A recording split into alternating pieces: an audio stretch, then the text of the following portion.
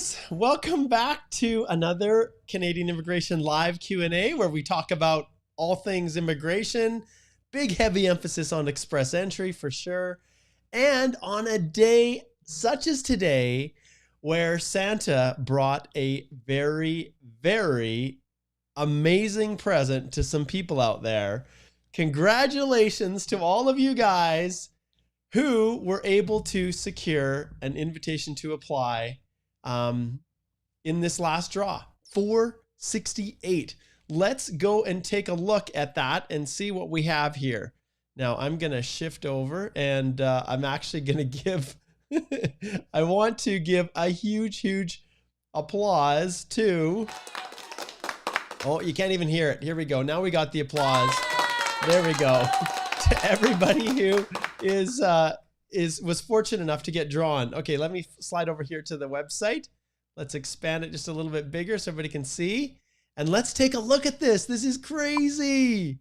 What an amazing Christmas present. Now, another 5,000, which of course pushed it down one more point, 468.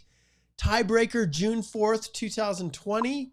So congratulations to all of you out there who were waiting and waiting and waiting to be drawn and finally got it. So that is so cool. Today, just moments ago, 468, 5,000 people were drawn and it pushed the score down to 468. And I'll be honest, I truly did not believe that it was going to go down to that level. I didn't. Who would have thought that they would have done, 3-4 rounds of 5,000 cohorts together to cause those scores to be pushed down. Now, with that being said, I want to point out to immigration that they really need to do a CEC only draw. And I think if you agree with that, give me a thumbs up. But I think they really need to do that. All right, let's take a look here and see who's tuning in. And I thought I'd just play a little bit of Christmas music, which was kind of fun. And in all honesty, as far as Google goes and YouTube, it's always a little bit iffy when you're trying to play some music. And so if I am to turn this on again, let me just see if I can get this going here. And I'll just play it in the background quietly as we're celebrating this awesome season. We are 2 days away from Christmas. I can't wait for Santa to come. Siri says, yay, Merry Christmas. Yes, absolutely. David, it's good to see you. Sid, you bet. Christmas, love Jesus. Absolutely. Great to have you connecting. And then we've got another Sid here. Marwan is over in Libya. Welcome, Marwan. Great to have you. And Sid's over in Dubai. Okay, Sid got drawn on the last draw, December, on the 9th of December, 469. Congratulations to you, Sid. Okay, let's keep going here. Yes, Siri says draw today, and they got an ITA thanks to the Ontario PNP. Congratulations to you. Wow, there's like presents going on all over the place, isn't there, guys? This is awesome. Okay, let's see here what we've got here. Joha says, hey, Mark, Merry Christmas. Hope you have a great time with your family and friends. God bless you. Yes, I am so looking forward to this. A little bit of a break through Christmas and New Year. And I do have a few days that I've opened up next week. We can't go anywhere. And I'm not the kind of person that can just sit twiddling my thumbs. So I have opened up Tuesday and Wednesday, the 29th and 30th of next week for consultations. So you can see if you go in, you can actually book a consult. Okay, let's see who else. Ralph, hello, my friend. He says hello to everyone in the world. Okay, let's see who else here. We've got Fod is over in Saskatoon. And I'm just giving people shout outs now who are tuning in. We've got Manuel who's down in Peru. Peru, excellent. Season's greetings to you. Saganesh from India. All right, and we're just whipping through these. Merry Christmas to you, Mantech. And, oh, here we got a Facebook user. Now, this person is in the Express Entry Law private Facebook group, which I had a problem. It wasn't broadcasting live to them. So you can just give permission to show your to show your profiles as well for this user. Anyone who's watching on the Express Entry Law private Facebook group, you guys can slide over to the Canadian Immigration Institute, and then your comments will actually show who is, who are actually connecting in, and you can see their profile and everything. Oh, here's a sad one. Iman, he says 468 not received because of the tiebreaker rule. And just like we were looking at here, the tiebreaker is June the 4th, 2020. So if you submitted it after June 4th, June 5th, 2020 or later, you didn't quite make the cut. That's how many people are trying to get in. So heart goes out for you, Imam. Keep our fingers crossed that they're still going to do some big draws. Okay, and then we've got someone else, the Express Entry Law private group. And make sure, like I said, there's a feature where you can connect and you can authorize that your profile be visible. But anyways, Merry Christmas to this Facebook user. Okay, let's see. And yeah, Bunty says, is there a CEC draw planned? I sure hope so. Not at this stage, but I sure hope so. Okay. All right. And then Anek says, Merry Christmas. And we've got Gina from Vancouver. All right. Excellent. Okay, guys. Well, like I talked about previously, this is pretty unprecedented, for us to have so many draws. And I'm going to go back to the website here. So many draws that pulled 5,000 people. And this is really what's happening. This is why the scores 468, that's why they're going down. If we go down here to the previous rounds, you guys will be able to see what's happened. And so you can see that on December the 9th, there was also 5,000, and that took us down to 469. And before that, we had 5,000, and that was 469. And then I think one of the reasons why, and basically 5,000 before that was 472. So what's happening is they're pulling people out. And one of the issues now with the pandemic still raging, and in Alberta, across Canada, it's as tough as ever. In the US, there's still restrictions and lockdowns. And so it's just not as easy for people to get language tests. And if you have to get a new one or your first one, if you're trying to get an educational credential assessment, all these things are delaying the ability to get those essential documents to get into the pool. And if there's kind of what we call a choke point where people are not able to get in because they can't book a test, then by its very nature, the number of people that are in this massive range right here, 451 to 500, and really it's this one here, 461 to 470, you can see 11,274 were in this range. But people will just keep filling in, right? Every week they fill in as they enter their profiles. It's super competitive, but if you can't get a test, it doesn't matter if your ultimate score is going to be 479 or 480.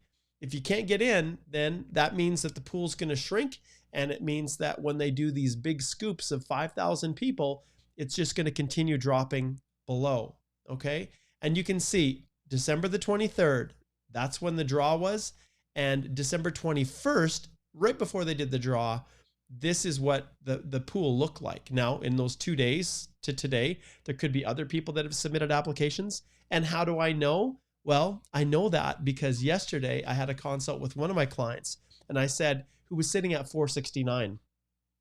And you know who you are. It was crazy. I did like 3 or 4 reviews yesterday. But I said to him, I said, look, we know how we're going to set up your profile. And normally I don't do this. But you have control over your work history. There are things that we can do to prove it, but I think we don't want to take a chance. So we want to make sure that we get your profile in the pool tonight, because tomorrow there could be a draw. And guess what happened? 469 is where he was sitting. And if he was 468, he wouldn't have been drawn because we just submitted it. But because the draw went to 468, he now has an invitation to apply where he didn't before. And I stayed up a little bit. Well, I stayed in the office, which is actually my office here at home. I stayed behind the door here for, from 6 o'clock in the evening, and we put in that profile, and now he's going to get an ITA.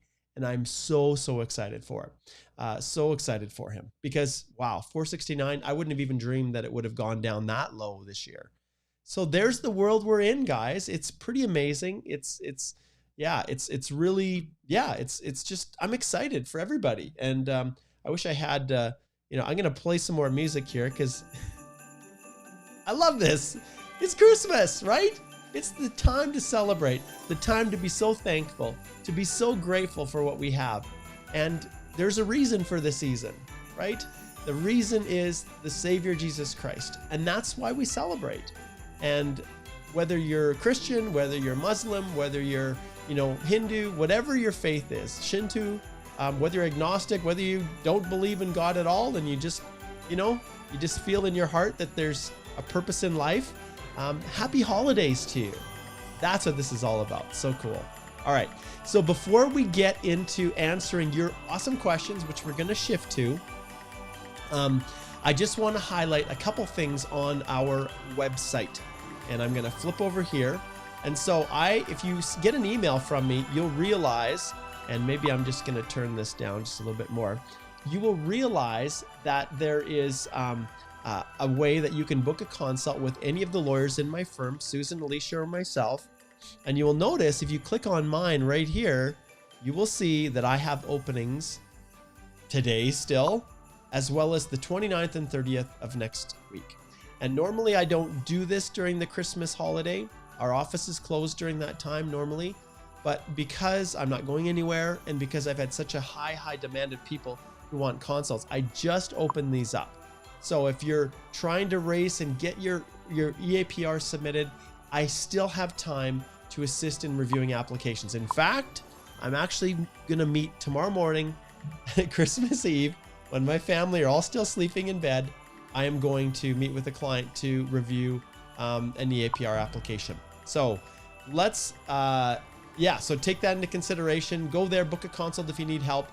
I'm not going to be out of range is what I'm saying. All right. Well, thank you so much, everybody, for being here.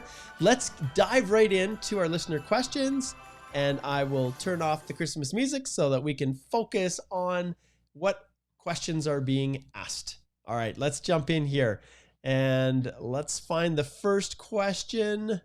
Okay, here we go. So this one's from Manpreet, and let's see if we can just adjust Manpreet a little bit here. Okay, good. So Manpreet says, I have 1 year skilled work experience before master's, 2 years, 1 month after master's will be counted under the category of 3 or more years for CRS score calculation. Okay. So the key here, I think what Manpreet is getting at is, does it matter when you graduate? Like, does it matter if your education has been completed or not? The reality is work experience, foreign work experience is not based on educational requirements. It's not. The only time it is if you're trying to claim you're, let's see, an astrophysicist, and you are actually, you've got a high school education. So if you're so far off that you don't even come in the range of what it would be required to work in that occupation, immigration may ask some questions. But even in those circumstances, they can't refuse just because you don't have the education. In your situation, Manpreet, the key is that you performed a substantial number of those main duties, as well as all of the activities in the lead statement of the National Occupational Classification System. And if we jump back here to the website and we go straight to the Federal Skilled Worker eligibility, and this will just take a quick second, and we open this up and we click on skilled work experience, this is what is required. So it means that it's in a skill level 0, A, or B. That's important. You must show that while working in your primary occupation, you perform the duties set out in the lead statement, as well as all the essential duties and most of the main duties listed. So that's in the NOC, okay? It's in the same job type for the purposes of the Federal Skilled Worker Program only. Remember, this is just to get into the pool. Once you're in, then you can start counting other work experience and other NOCs if you need to. It has to be within the last 10 years, has to be paid, and you can see here at least 1 year of continuous work, or 1,560 hours total that you can meet in these ways. And I won't go into a lot of details about this.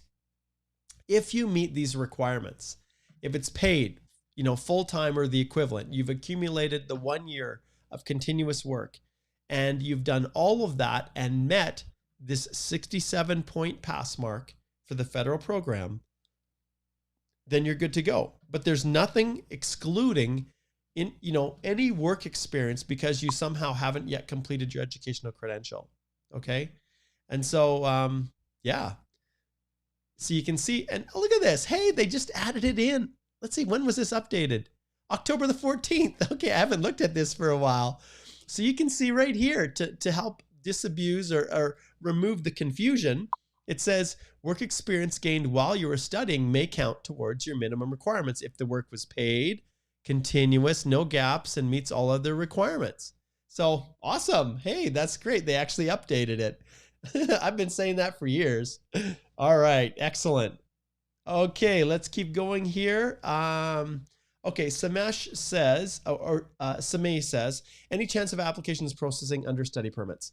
They're still moving forward with the applications, but I'll be honest, as long as these crazy travel restrictions are in place, Sameh, it's going to be tough, my friend. It really is going to be tough. Okay, let's see here what we've got next. Okay, Sati says, and we'll back this one out just a little bit. Sati says, hey, Mark, I'm a PNP candidate and having full intention to settle in my own province. A, query, is it acceptable to work remotely from my province A residence for any other province's company? Sure, you can do whatever you want. Yeah, if you're working virtually and you're living in that province and you're working and you're paying taxes in that province and you're honoring your nomination, I don't have any problems. There's no problems with working remotely for a company who's based in another province. Now, the question is that province Quebec? And Sati, in those circumstances, I would probably ring this bell right here. And actually, I got to turn up the volume a little bit so you guys can actually hear the sound effect right there. And that's your key that you should probably, if you're in the process of doing this, consider booking a consult and where we can actually chat about it. And I've showed you guys this before. Go to the Holthe Immigration Law website. Once you're here, click on book a consult, and it will take you straight to the place where you can book your own consult, choose the day that works, the time that works, and go from there. All right, jumping back here. All right, so Sati, yeah, in principle, it shouldn't be an issue, but you have to be careful if it's Quebec. Okay. And legally, there's nothing stopping you from doing that, is what I'm saying, as long as you're living and establishing yourself in the province that nominated you, but you have to be careful. Okay. Okay, David says, hey, Mark, thanks for all. What is the best, please, to write a single LOE or to attach one to each document? Haha, this is a great question. And this question is going to go right into, I'm going to pull this off.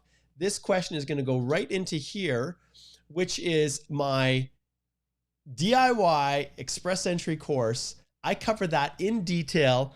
Igor and I were going to launch it today, but like I said, because we were so swamped with everything, and well, it's been crazy working through client files. We've decided to delay the launch of our new Express Entry DIY course 2.0, fully redone, fully remastered. It is going to be launched on the 30th, and there's going to be a massive launch. We're going to do it right here, right on Wednesday at 10 a.m. Mountain Time, and we're going to go for 2 hours till noon. And it's going to be all about the course. There's going to be helpful information. I'm going to show you how it's structured. I'm going to show you some of the highlights, some of the best parts that I'm the proudest of. And right now, what I'm doing right now is I'm just finalizing the final little pieces with respect to the document section. So in the course that we have right now, the document section is embedded into one video. And then I've got other videos that are set aside. But now we've created this whole new module that's all about the documents. And let's face it, that's where people run into problems all the time, right?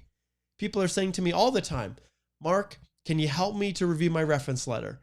Mark, can you help me to figure out if these proof of funds and the bank letter is going to be good enough? Mark, can you help me to figure out if I've got the right knock? Like, those are the things that we're covering, including this question right here from David. And I'll pull it up on here too. This question from David, which is all about the letters of explanation. So here's a pro tip for you guys. The pro tip is that if your letter of explanation relates to a document that you're uploading into the EAPR document checklist, your personal document checklist, then I include the letter of explanation at the beginning of that document package. and I pull it in and bundle it together with the other PDFs and then upload it. All right.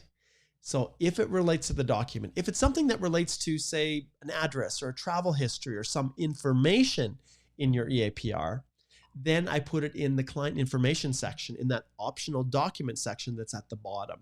So that's how I deal with it, David. I'm going to give you a big fist pump because that's a great question, because that's a great lead into the Express Entry DIY course.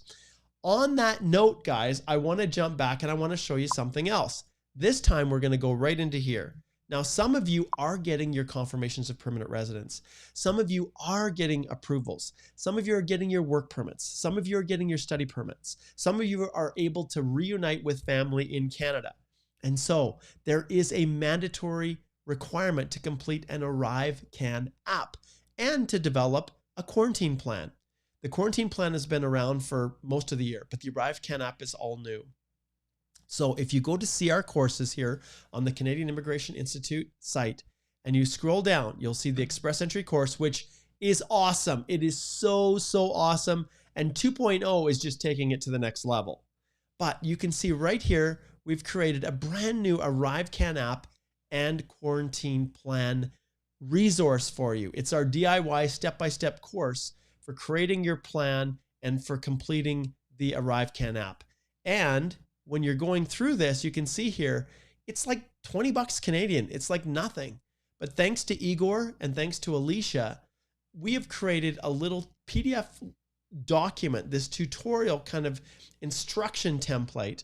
We call it a tool to help you guys complete your quarantine plan and make sure you're not missing anything. So go here, purchase it. If you're planning on traveling to Canada, we would charge our clients thousands of dollars. Well, $1,000 to help them put together their plan. But instead we thought, you know what?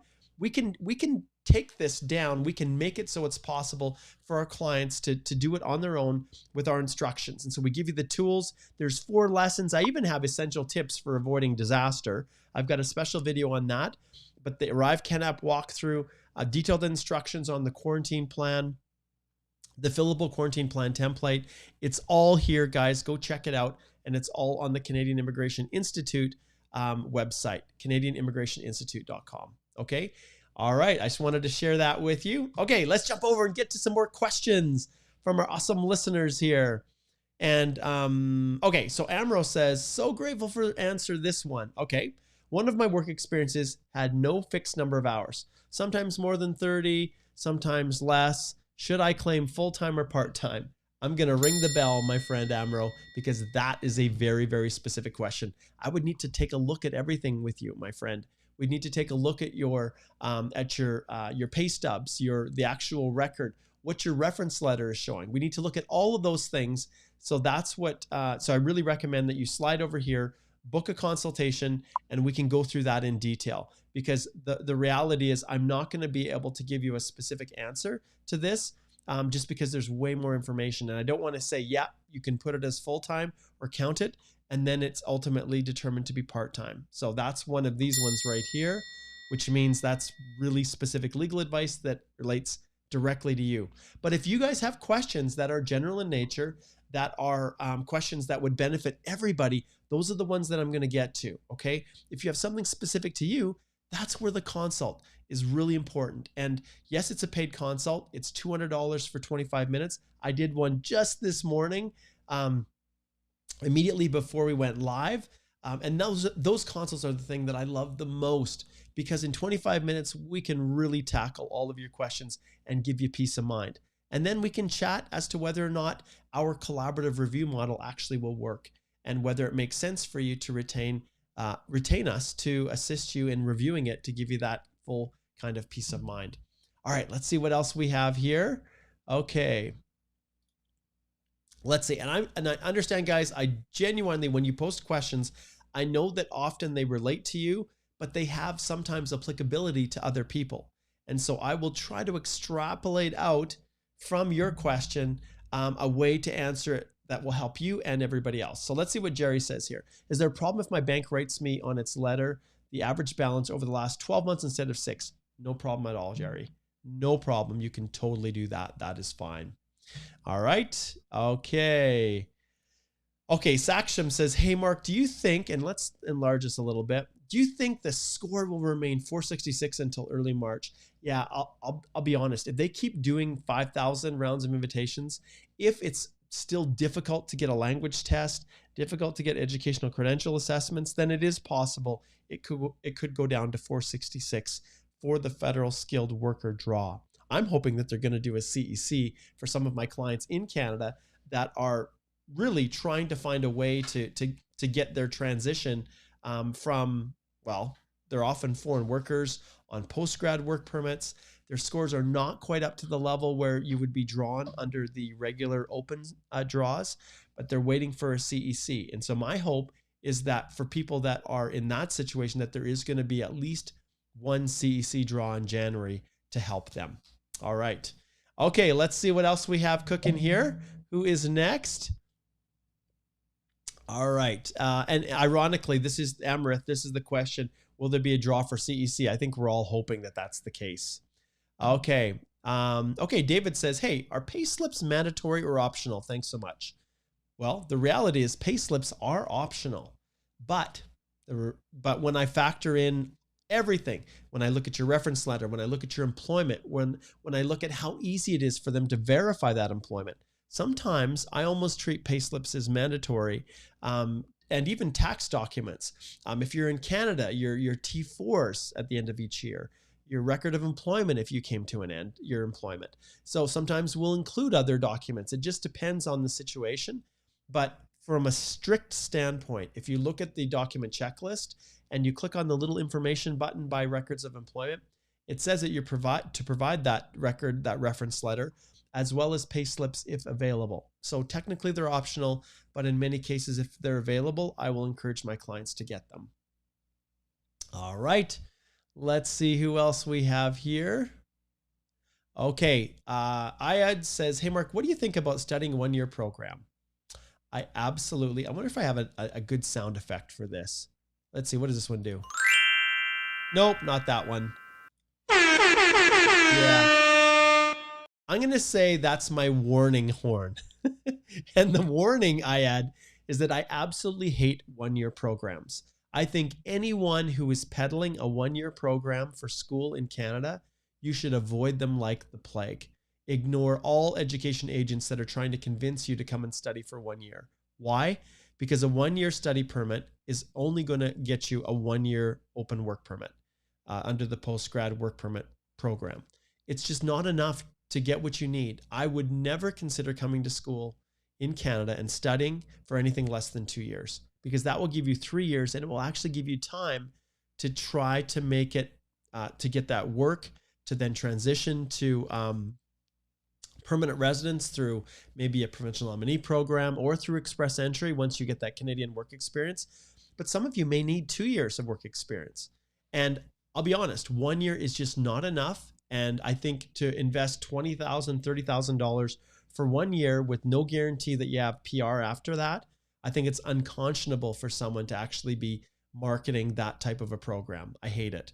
There may be some very good reasons why you do it, but no, And for all of you, I want to share this one with you guys. This is my new bottle here. I don't know if you guys can see it. Oh, let's back it up a bit here. Oh yeah, look at this one. Oh, there we go. I got to put it by my face. This is my new bottle here. Do you like that one? Life is better in Canada. So I just wanted to show you that one. That's my new water bottle that I drink. And actually, it's usually behind me up here on. I'll flip back here, up on my shelf back there. I usually put it right up here. I'm gonna put it back. There we go. Stick it right back there. All right. Okay, let's see who else we got going here. All right, so good question there. Okay. All right. Okay, Gerline says, when is the right of permanent resident fee usually asked? Well, it's asked for as one of the last steps in the process. Once they've done all the background checks, security screening, all those kinds of things, it's at that stage that they ask for that fee. Now, for many of you, I advise people just to pay it all up front because it's going to delay your application probably at least a month. By the time you get the request, you upload the payment, they then check to make sure the payment's through, then they finalize your PR. And if it's not a big deal to you, and you want to retain that right of permanent residence fee, and only provide it later because you need the money now, that's totally fine. But I advise my clients that they should just pay it up front. All right. Okay. Let's see what else we have here.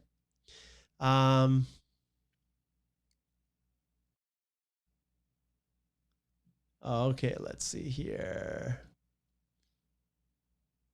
Okay. And once again, Bunty says, any draws for the CEC?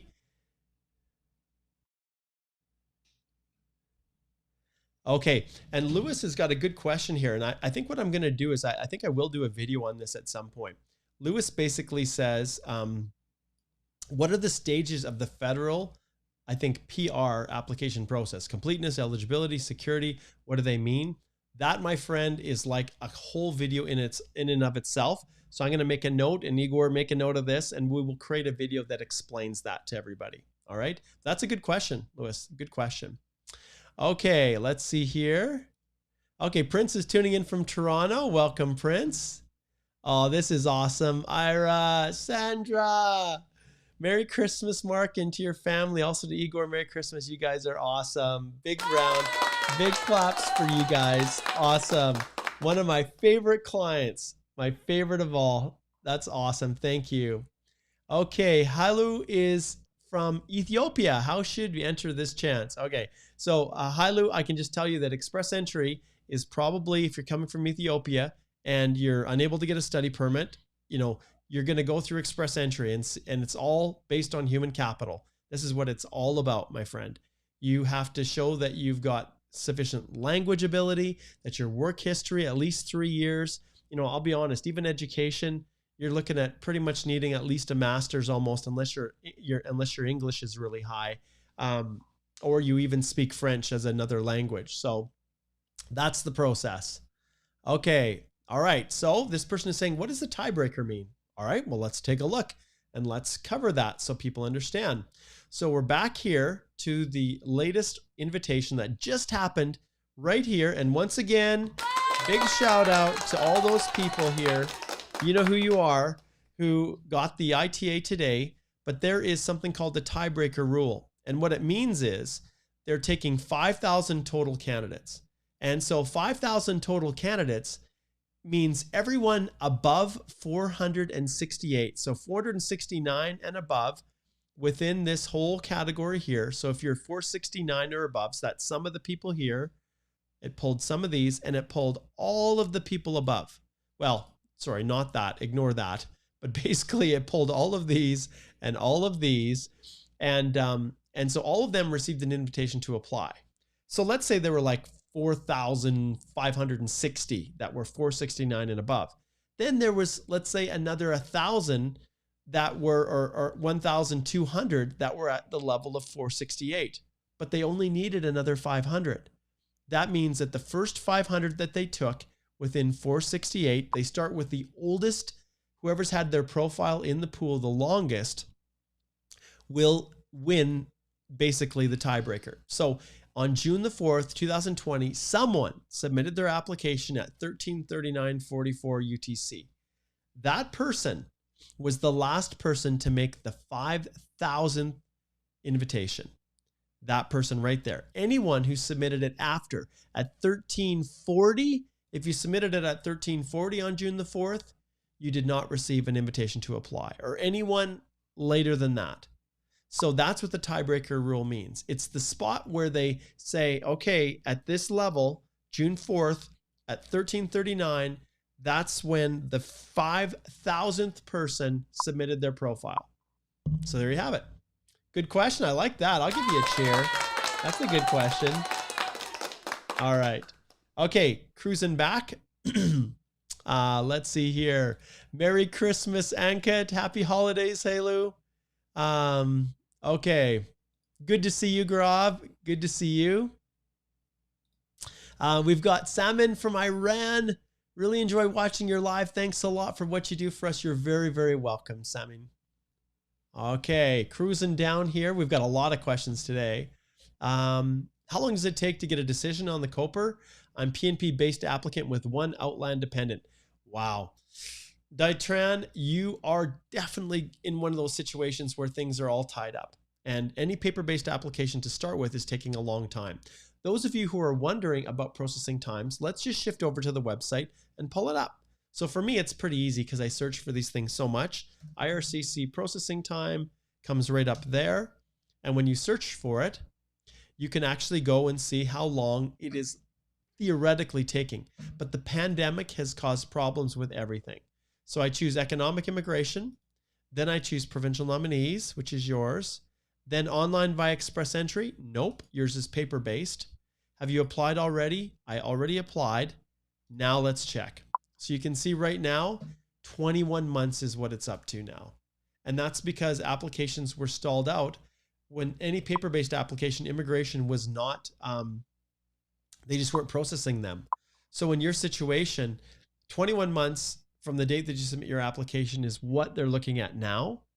But when you have overseas dependents, that's also going to add another level of delay if, depending upon whether or not the visa office in that country is open for full business or whether they're just working with a skeleton crew. All right. So understand you're going to be, Ditran, it could be a very long time. And that's just the nature of the beast, unfortunately. Okay. All right. Keeping down here. So we've got Bonnie from Bangladesh. Hello. Thanks for tuning in. Okay. So here's Robinson. And this one, Robinson, is probably going to be that. He's got the lion here. Very cool. Our little puppy Simba. Actually, I should bring Simba in and show you guys Simba. Our little puppy who is just so much fun. Anyways, his name is Simba. The lion reminded me of it. So what are the chances of getting a student visa after getting a procedural fairness letter? I've submitted my concerns and it is in progress for around 2 months. Robinson, this is 100% something that I just can't answer. I don't know if you used a consultant, if you used a different representative to file your application. Getting a procedural fairness letter is not a good thing. And ironically, you usually see study permits getting just returned, like they just get refused. If they don't believe what you've got in there, they will often refuse them. Getting a procedural fairness letter, sometimes what happens is they're looking at misrepresentation. They're looking to see if there's something that you put in your application that just wasn't true, and then they're looking to give you a 5-year bar. Now, that's not always the case, but often it is. So in your situation, Robinson, I guess it just comes down to who is assisting you. If you're doing it yourself, the way that you answered the question, it's one of these.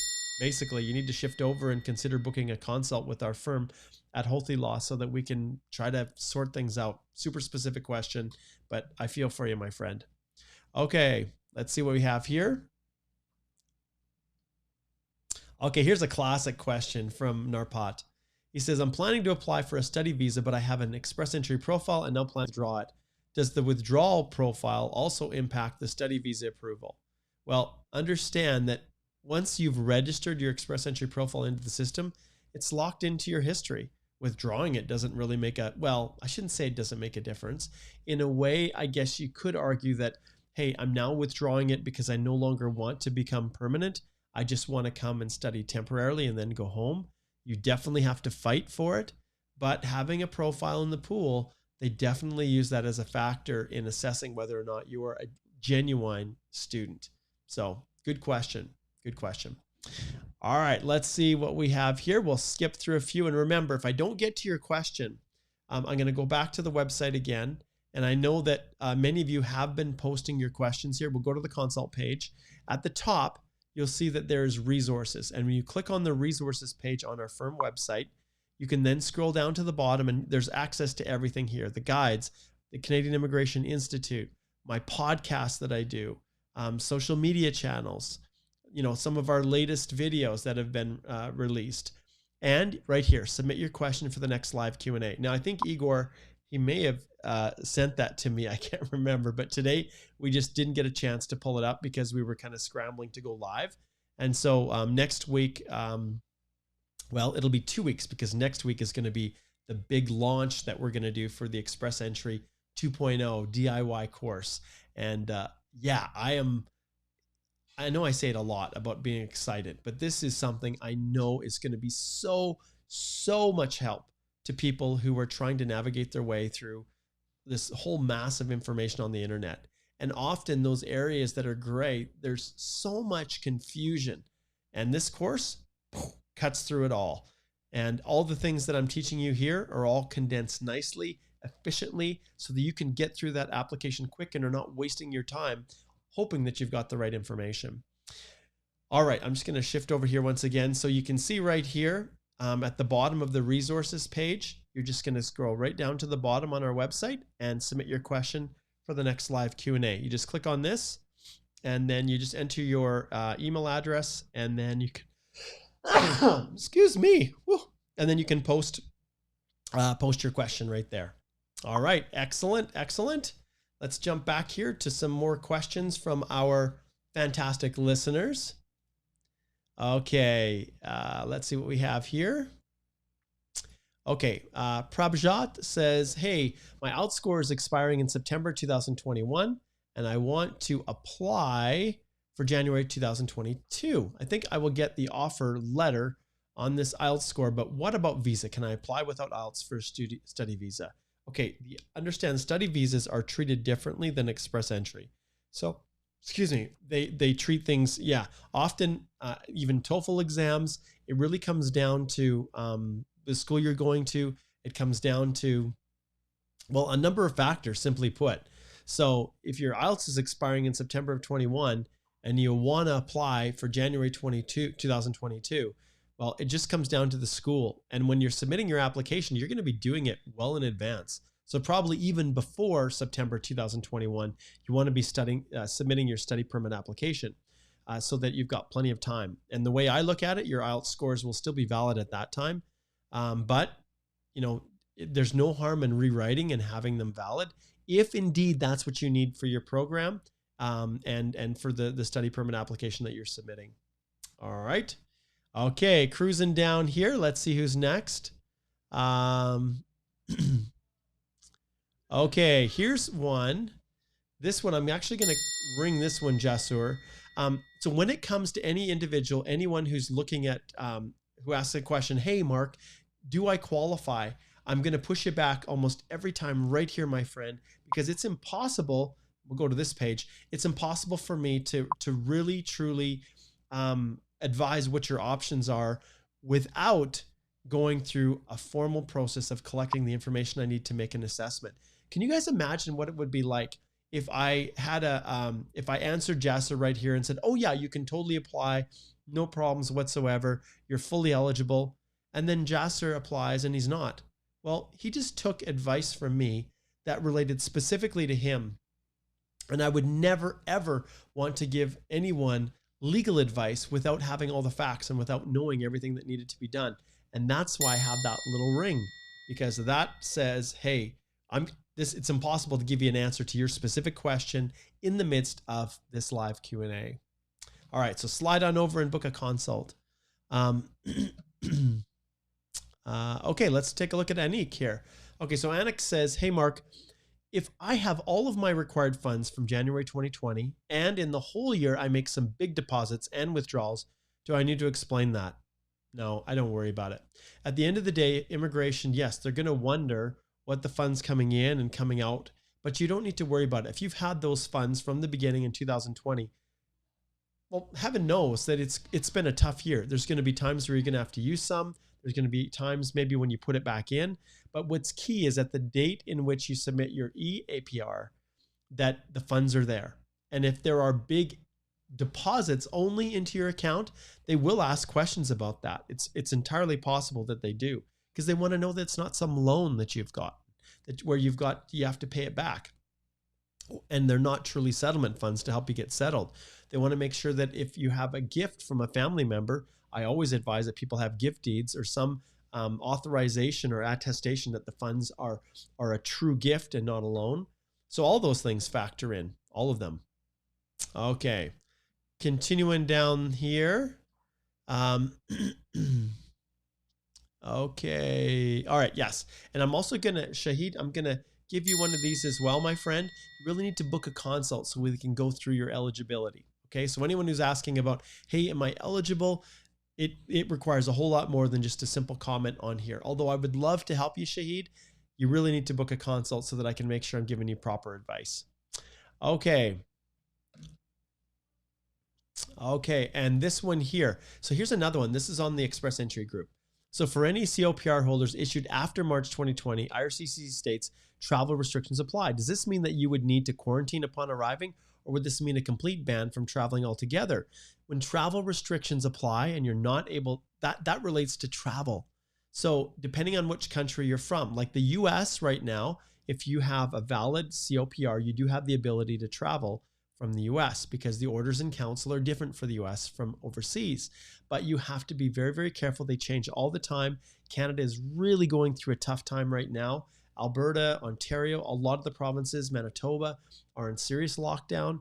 You know, in fact, just yesterday, we got a notification that my mother does not have to be alone for Christmas, and that we can invite her to our home to spend Christmas with us. One person who is single on their own. But other than that, all group gatherings, our Christmas is basically, you know, when it comes to the family side of things and the gathering and spending time with loved ones, we're all in restrictions. We can't do it. We're banned by law. And so, yeah, so when it comes to travel, when they're talking about travel restrictions, that's whether or not you can actually board the plane and come to Canada. The quarantine obligations, when you're actually admitted to board the plane, those are the thing. That's what we have taken our time to actually create the course right here. So this is the Arrive Can app. So like I said, 20 bucks is all it is, 20 Canadian. We made sure that we priced it at a level that wouldn't be prohibitive for anyone. And so this resource can help you to make sure you're prepared in the event you actually are able to get through the, that you can pass through the travel restrictions, that you're exempt and you're able to travel. But when it comes from the to the quarantine plan, this little tool can help you. All right. Jumping back here, the time is flying by. Okay, good question though. Thank you. And I'm happy that my Express Entry Law is connected now because we really struggled for a while. Okay, Ashwani here. I'm doing great. Merry Christmas to you, friend. I love that. That's awesome. Okay. Anirudh, bonjour, Mark.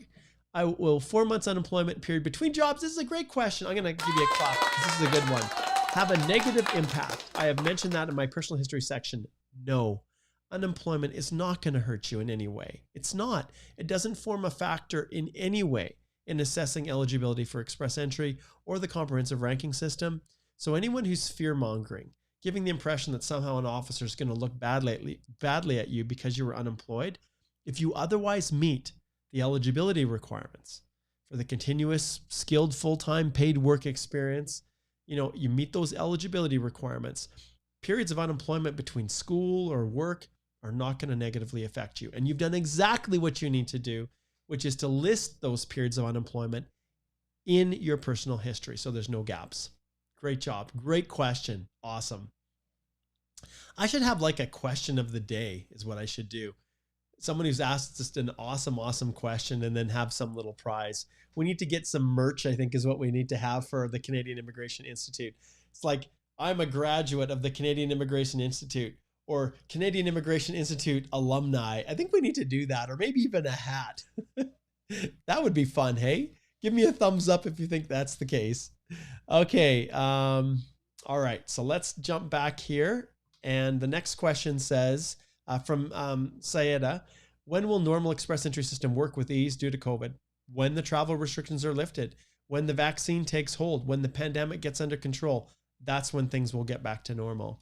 And you can see we've got a lot of people that are tuning in from the Express Entry Law private group. And that's awesome. You guys remember, if you authorize my software, my Restream software, it will allow your, maybe it's eCam, it should authorize you to show your actual profile face. But because you're watching from the Express Entry Law private group, that's why you appear anonymous. Okay. Yeah, we talked about work experience before your bachelor. We covered that right at the beginning. There's no restrictions on that at all. And in fact, we just went over this on the website and we looked right to the eligibility section right here. And you can see the answers right here. And let me go to the top so you can see where I'm at. It's this page here, eligibility to enter as a federal skilled worker. That's important because the Canadian experience class, if you're on a study permit, your Canadian work experience is not eligible. But when we go to skilled work experience and we scroll down here to student work, and this has just been added recently, work experience gained while you were studying may count towards your minimum requirements if the work was paid, continuous, meets the other requirements. All right, good question. Excellent, I like that one. Well done. Okay.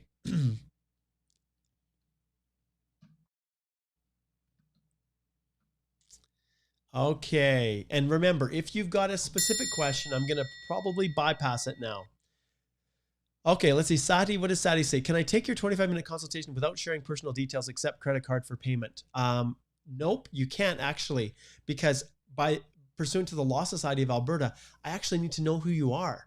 Now, ultimately, when it comes to the details about your immigration process, you don't have to put anything in. If you want to just keep it strictly confidential and you and I just talk, that's totally fine.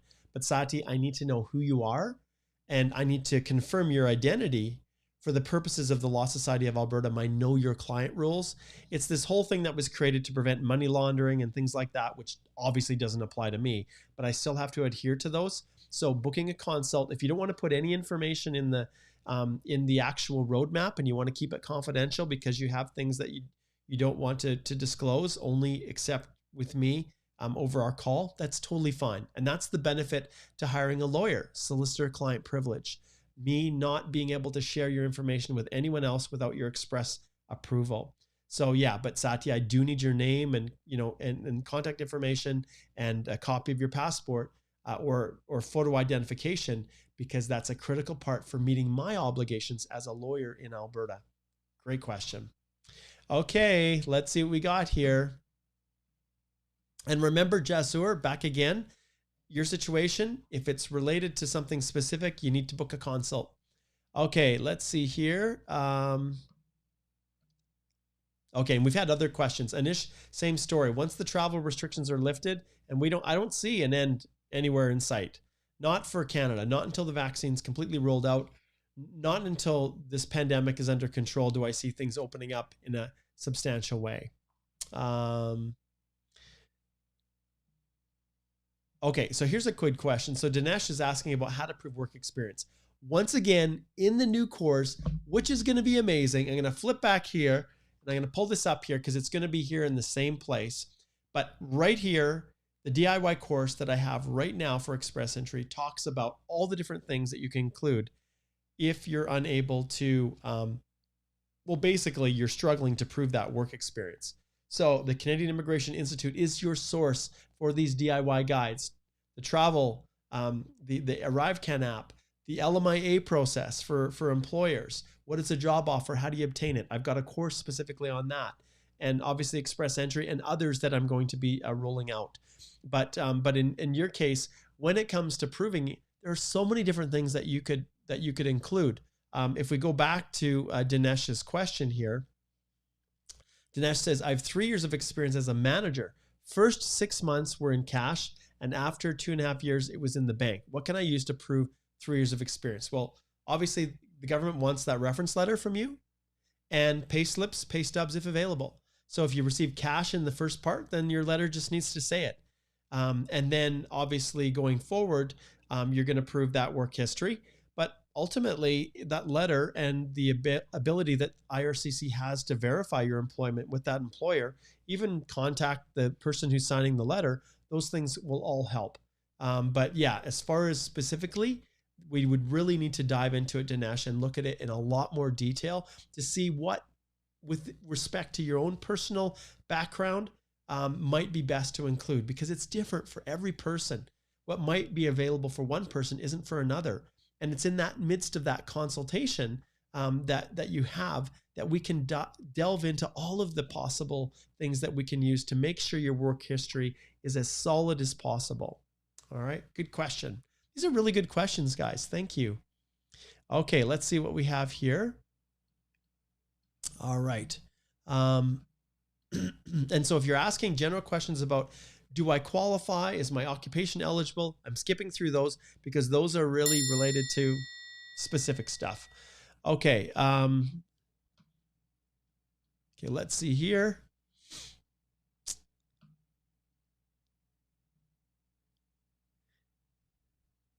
Okay, so this is another one I'll pull in, and I think, Omar, I can make this general. So I hope you guys can see that I'm actually trying to take, your specific question and generalize it so it benefits everyone. So Omar says he's a high school teacher, full-time, works for 21 hours per week, is a scholar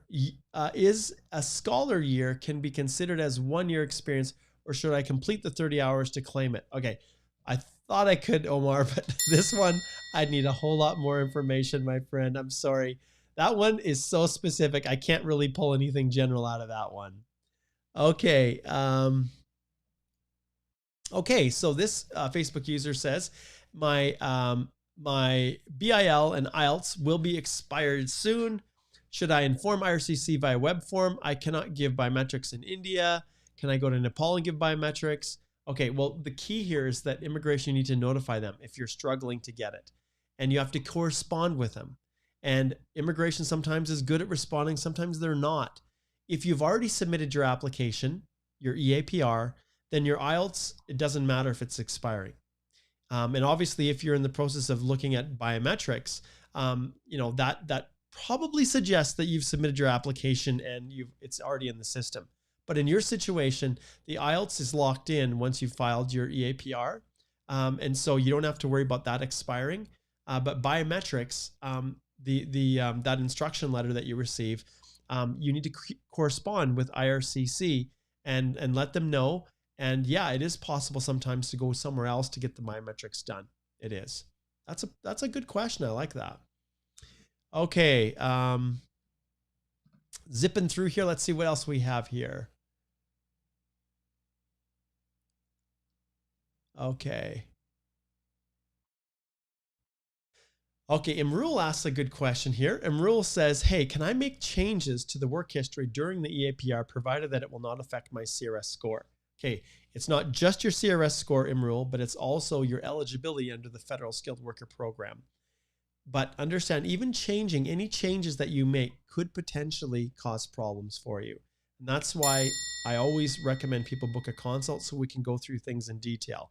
But generally speaking, if you can show that there is no change to your eligibility, there is no change to your CRS score, or your score does not drop below the round of invitation level, then you can make a good argument that your application should be able to continue forward if you've made changes to your work history. But understand, it really depends on what those changes are. Are you just pulling off work history that you can't get a reference letter for? Are you thinking about adding something in hopes of getting more points? Obviously, that's not going to be possible, but it really depends on your specific situation, Imrul. But it is possible. It is possible if you do things right. All right, let's see here. Okay, here's a good question. This is a big picture one. So Bobby says, hey, Mark, with the travel restrictions around, and at last for the next 6 months, so it's going to stay around for at least 6 months. These restrictions might not be relaxed. IRCC has stopped CEC draws. How are they going to invite federal skilled worker immigrants and meet the target? Well, the reality is, understand, if they're not able to meet, people aren't able to land in that year, they're still going to keep things open so you're not losing out on your opportunity. And I'm so excited. Mashi, he's not on right now, but he came to Canada. And I was so excited. He was one of the last folks who had expired COPR that was able to come from Nigeria, and he's in Canada now, and super excited. He's one of the people that gave me video testimonials with my DIY course. They're all got their PR. So happy for them all. But in this situation, it's a good question, but it just means that more and more people are actually going to land. As the travel restrictions lift, there's going to be this massive influx of people looking to come to Canada.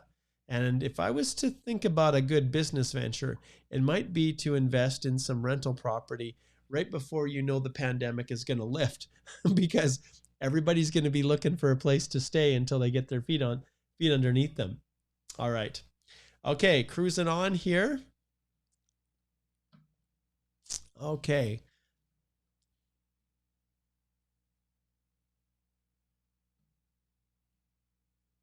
Okay, so this one here, Jahan, this one really, once again, it's more specific, but says describe the pay slips as employment evidence. but my employer paid him in cash, and as a proof, he got vouchers from the account office. Well, if you can't meet the express requirements, then you do whatever you can. We dig through every possible avenue we can in the consults, and when I'm representing my clients, doing our collaborative reviews, we do everything that we can to try to get the evidence. And we have to sometimes really dig. And anything that you can get from the employer in whatever form is going to be helpful. So you just do the best that you can. And Grav says here, nice bottle. Thanks, Grav. Okay, you can see how many people are kind of tuned in here. I know I'm not going to be able to get through everyone.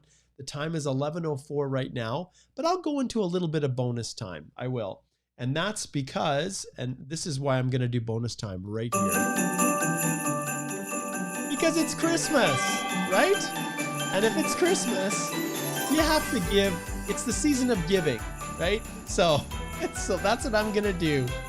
I am going to give a little bit of bonus time for all of you guys. Awesome.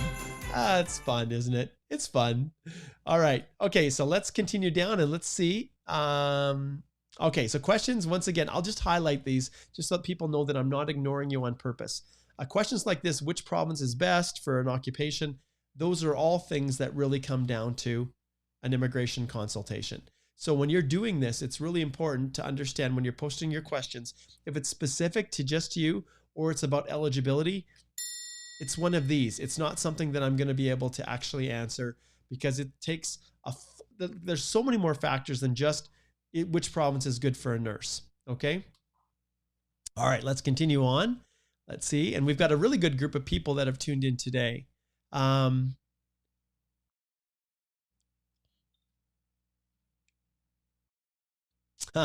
Arthur, happy blessed Christmas to you too, my friend. Okay. Yeah, this is another one. When can a foreign national with a valid COPR be able to land as a new immigrant? This one, the travel restrictions are changing all the time. And when it comes to whether you're outside of the US or inside of the US, the rules are different. But when are they, going to be able to land? Once again, it's the pandemic. It's the travel restrictions when they're going to be lifted, when the pandemic is under control.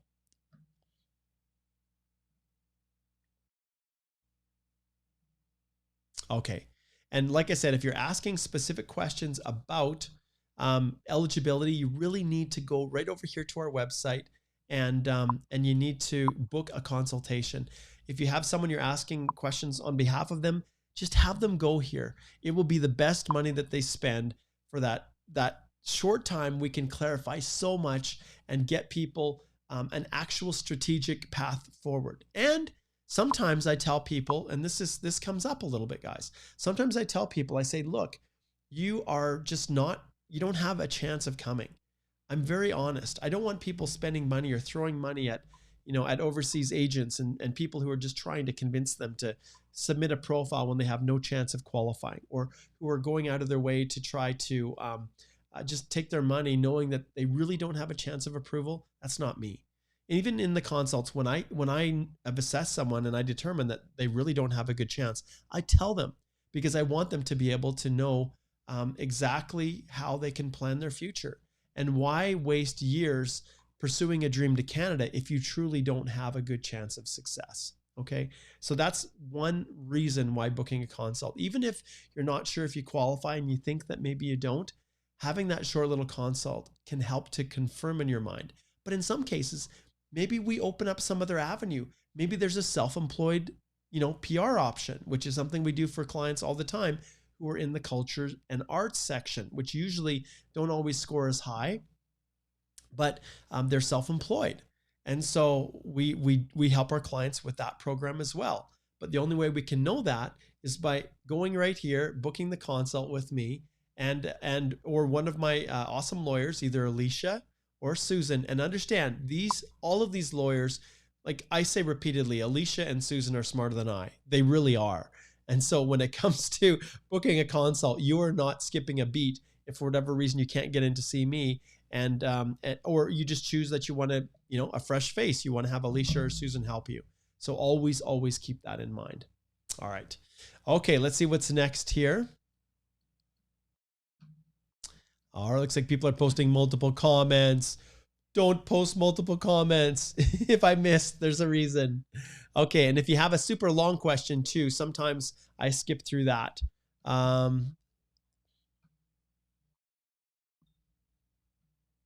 This happens, Amirali. So the HR only gives a job profile for duties which does not match with a specific knock. So I'm going to ask my immediate team leader to sign one for me with detailed duties matches with one knock. Okay, well, you can see since my coworker here, wow, this is a long one. Normally I don't do this, but since my coworkers have applied for express entry with their job profile, can this be considered as a misinformation as I didn't send a letter from Human Resource Program? Wow, this one here, obviously, if you have to put that much information in, it really is something that requires a consult. Ultimately, I never like to have a letter from the company and then have some other coworker who's contradicting it, right? Because ultimately, who are they going to call? They're going to call someone who's in authority to be able to respond and address your work history. If your supervisor does not have authority to, to actually bind the company in any way, they're not in a more senior position, and they're not HR, and there is an HR who's issuing these documents, and there's coworkers, it can be a mess. So I recommend you book a consult, but in these situations, I'm really, really leery with this. If the employer is uncooperative, if the employer says, I'm not going to give you a letter at all, or they give you some goofy one that doesn't have any duties in, then yeah, I'll rely on other people in those circumstances to fill in the gaps, but not to physically change or submit something different than what the company is putting forward. All right. Hopefully that helps. All right. There he is. This is my bud. I am so excited. There he is. I was wondering if he was gonna poke his head in. It's so cool that you're listening to these live still, Mashi. This is awesome. Great to spend my Christmas in Canada. You bet. I'm firing it up right here. We are celebrating. This is awesome. So happy. So happy. This is so cool. Okay, that's a little loud. But I want to share a little bit of a Mecca story. So he went through, purchased the guide, used it, did everything he needed to do. Then the pandemic hit right when he was getting ready to travel. And because of that, he was stalled out. And then his COPR expired. And then he was stuck in Nigeria waiting to come, hoping to come. And Mark goes to the Standing Committee on Immigration. I go to Parliament. I appear before them. I tell them about people like Mashi here who need to be facilitated. And the government has actually done that. So super, super excited. If you want to learn a little bit more about Mashi, all you need to do is go right over here to our firm, to the Canadian Immigration Institute right here to our website. I'm going to back this off just a little bit. And if you go to the Express Entry course and you click on Learn More right here, if you scroll down and all this information about it right here, you'll see that I have testimonials. And one of the ones I have here is my good friend Mashi right here. So check it out. I loved his testimonial. It was so cool. So big shout out to Mashi. I'm so happy for him. You have an amazing Christmas. Thank you, my friend. I just wish you all the very, very best. All right. And so those who are just kind of tuning in, if you go right to the Canadian Immigration Institute right now, if you go right now, we're going to launch it in a week. But if you go right now and you go to the Canadian Immigration Institute and type in the code EEDIY50, you can get 50% off right now for those who are watching the course. All right. And those who've purchased the previous version, I may just give you guys a special discount as well, depending upon how things play out. All right. So, wow, that is awesome. I'm so excited that you're watching, Mashi. Oh, so excited. Okay. Great job. All right. Let's see here. Okay. This person says, what about 4:30? Do you think it's going to go down to 4:30? I really think there's a high unlikely chance that it would go down to 4:30. If there was a CEC draw and it was a big, massive draw, of 5,000, maybe it could, but 4:30 is quite a bit down there, and I'm not so sure. Okay. So Yeah. So Helmark, I've searched endlessly for your study permit Facebook page. Study in Canada. Please link, please. Okay, it's actually called Study here. Let's go back and let's pull it up. Let's see what I got going on here. Let's go to the Facebook pages. Those of you who are watching on Facebook. And I apologize, the study permit one isn't as easily accessible, but it's called study permit law, just like express entry law. So it's called study permit law. And yeah, that's the difference right here. So study permit law, and then the other ones like we talked about before, then there is express entry law. You can see the pattern here, right? This is because it's an immigration lawyer who's running these. The express entry law is up to 126,000 members now. Pretty cool. And if we opened it up to the world, there'd probably be like 500,000. But I specifically restrict access to it. So only people who are genuinely interested in immigration, not looking to promote themselves or their agency, people who are genuinely wanting to be a part of the group and learn, they're the ones that are admitted. Otherwise, this group would be way, way larger. Oh, and look at that. We already have someone who's asked to join the study permit law. So let's pull it up and we'll do it live here. And with the study permit law, I'm much more flexible with this one. And so there we go. Everybody has been added. All right. Good times. Good times. All right. Well, we are very quickly running to an end here. And I know there's a ton of people that didn't get their questions answered. I'm going to flip back here because I see someone that I definitely have to give a shout out to. Right there, Bella Bell. Yes, I am so excited to have you joining as well. Bella's like my sister from another mother. She is past client, just a wonderful person, just good as gold. And you can also go to the YouTube channel. I'll share with you guys here. If you go to the YouTube channel, let's see if we can pull it up. And some of you are obviously watching from the YouTube channel live, and you can see it's live right now. If I go back to the channel specifically, and you go through the videos, you can actually search, and this is a great way to do it. So let's search for Bella, and let's see if we can find Bella here. She's contributed to so many videos, and she's been a part of so many things that I've done. Interesting. Let's see here. I am just looking to see if I can find it. And Bella did, let's just see here. What about this? Oh, well, it's here somewhere. You'll have to search down. Maybe Bella, if you know where the video is, you can post it in the comments. But anyways, Bella joined me to talk about their amazing story. And I love bringing my clients on when they've had to go through tremendous adversity and are successful. And Bella and her family, Kai, Ralph, who joins us every day, her brother, they have gone through so much adversity and are just the epitome of perseverance, and just they mean so much to me. And their little boy Jaden is just he's a part of me. So thank you so much, Bella, for saying hello. Merry Christmas, and thank you so much. I received that little package. Thank you. All right, let's cruise down to a few more questions and then we'll wrap it up. And just as a reminder as well, sorry, I'm just going to jump back to our firm website. Remember, if you go here to the resources section at the top of Holthe Immigration Law, and it's holthelaw.com, and you scroll down to the bottom right here, submit your questions for the next live Q&A, you can submit them right there. All right. All right, let's keep on cruising here. Next on the list, let's see. Okay, let's see what we have here. Okay, here we go. More people asking questions. Okay, this is one right here. I'll pull it up just because it's a question that comes from time to time. So I've got a jealous colleague who is threatening me, reporting me for misrepresentation. Of course, not true. Spreading rumors about me in order to set me up. Should I be worried? Right there. And let me just turn up the volume a little bit on this one. Right there.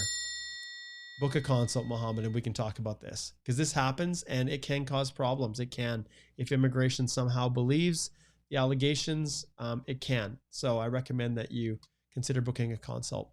Okay. Let's see here. Okay, we'll end off with Maxim here. So Maxim says, hey Mark, can I apply as married but spouse not accompanying? Okay, short answer is yes, you can.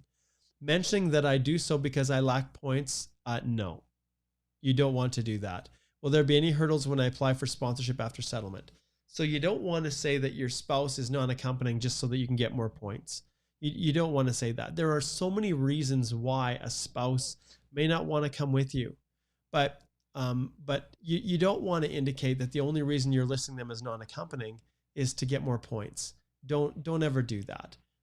Ultimately, there are a number of reasons, and that may be a factor, right? That may be a factor in your consideration. But for the purposes of express entry, you're never going to list that as being your reason, especially if they're in Canada with you. But even outside Canada, I would never use that as an answer. All right. Okay, and Gina says, let's see what Gina says. May I know how much is your fee if we ask for document review only before e-submission? Okay, that's a great question, Gina. And I will truly end on this one. So I do not, there was a time, if you look at my previous videos, I had like a bronze, it was a bronze package. I don't offer bronze, silver, gold anymore. I offer our collaborative review model, and it's the only model that I follow. Consult, collaborative review model. And those of you who are wondering what this is all about, you can easily shift back to our website, About Us, and on the opening page, the first page here, this talks about what makes our firm different. So go here, watch this video. I explain why Holthe Immigration Law is just different. And you can see here, immigration representation done better. I truly believe this. This isn't just some tagline. I truly believe it. And if you go to the About Us section, you click on Approach right here, it will explain to you our client-centered firm-supported approach, which involves a collaborative review model. And if you scroll down a little bit more, what it is right here, watch it. So when I'm looking at this and I get questions like this about document review, the reason that I don't do this anymore is because those documents are linked to the information that you're putting in your express entry application. And I want to know that the information in the documents is consistent with the information in your EAPR and have a chance to review the whole package, everything, to make sure that I'm not missing something. When I review documents in isolation, you could have done something wrong in the information section, get your application refused, and then come back to Mark and say, Mark, you told me that my reference letter was fine. Now I've got a request for more information from express entry. They're questioning my work history. Well, the problem may have been the way you answered the questions in the EAPR. So because of that, I no longer do a document review, and you don't work with any intermediary. You work with myself, Alicia, or Susan, immigration lawyers. And I truly believe that every single client deserves the right to be represented by an immigration lawyer. And so I changed my fee structure. In my old firm, I used to charge between $5,000 and $6,000, which is pretty common for an immigration lawyer for express entry, but you would rarely even talk to me. We do the initial consult.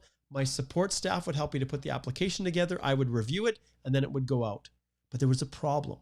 And the problem is that I was so freaked out by how crazy immigration is. And I'm going to shift over here.